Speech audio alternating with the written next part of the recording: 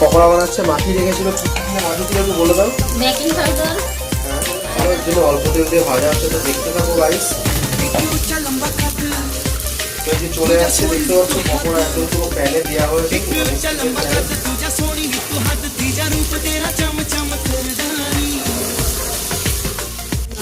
দেখতে পাচ্ছ প্যানে কি সুন্দর ফ্রাই হচ্ছে চিকেন পকোড়া। চল গাইস দেখতে থাকো, এবার চিকেন পকোড়া বানিয়ে খেয়ে দেখবেন কেমন হচ্ছে, বলবে।